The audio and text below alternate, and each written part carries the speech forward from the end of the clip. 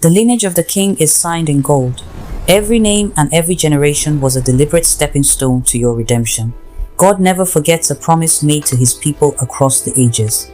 Nations bow before the Star of Jacob. The king is born, and the wise still seek him today. Even in the face of earthly threats, the Father protects the Son to ensure the salvation of the world. Behold the Son of God.